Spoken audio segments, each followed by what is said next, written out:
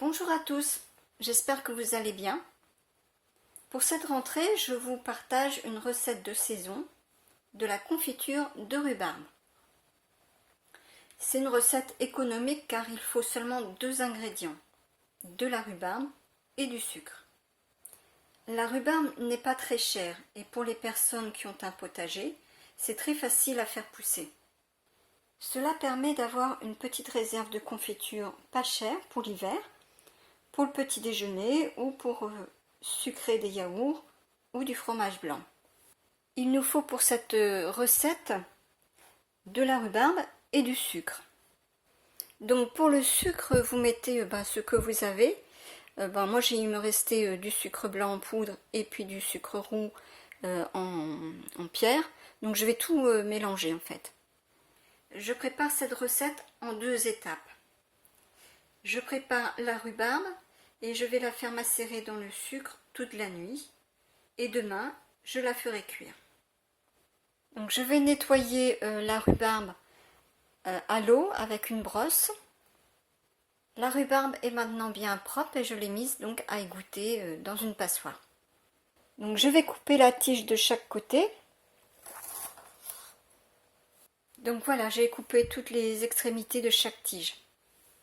J'épluche chaque tige pour enlever les fibres.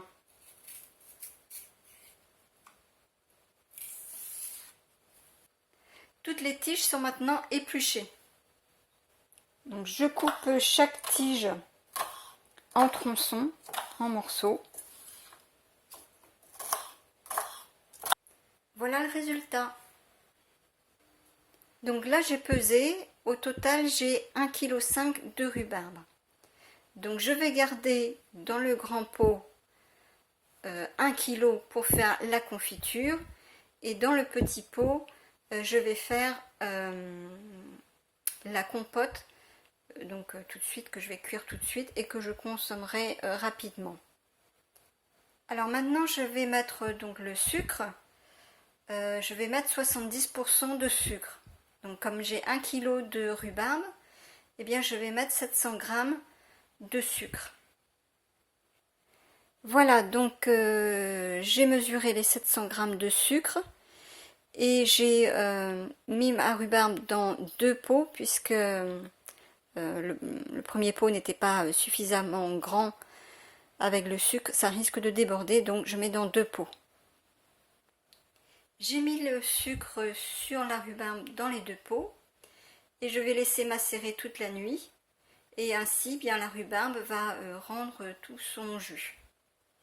J'ai mis un film étirable sur les pots et maintenant je vais mettre au réfrigérateur toute la nuit.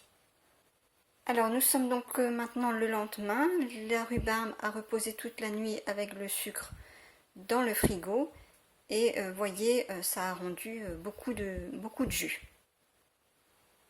Alors maintenant il faut stériliser les pots, donc des pots en verre propres avec des couvercles adaptés. Donc, je vous conseille de prendre des pots de petite taille. De cette façon pour consommer la confiture rapidement. Donc j'ai mis les pots et les couvercles dans une cocotte avec de l'eau.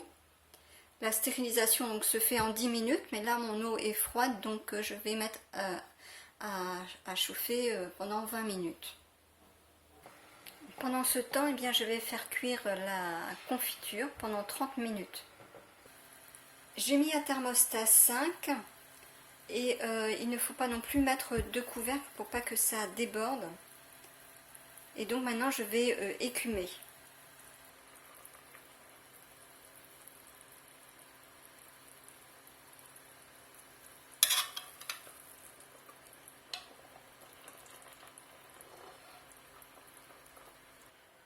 Les pots sont maintenant stérilisés et je vais les mettre à égoutter sur un torchon propre. Alors faites très attention lors de cette opération à ne pas vous brûler parce que l'eau est vraiment bouillante et les pots en verre aussi. Voilà, les bocaux sont prêts. La cuisson est maintenant terminée.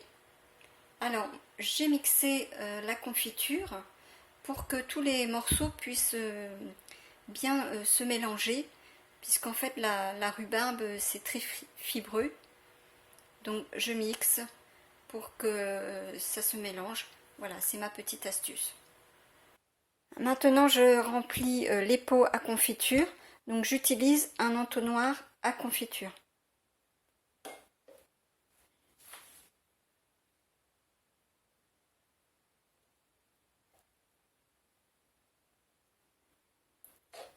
De cette façon, je n'en mets pas sur les côtés, ça ne dégouline pas partout. Voilà le résultat, donc ça fait 4 pots. Donc, troisième astuce, je retourne les bocaux. De cette façon, ça permet de chasser l'air et donc de faire une fermeture très hermétique du bocal. Voilà une confiture économique, rapide et simple à faire et bien meilleure que celle du commerce car il y a plus de fruits que de sucre. Dans le commerce, c'est l'inverse, hein. La confiture, c'est plus de sucre et moins de fruits.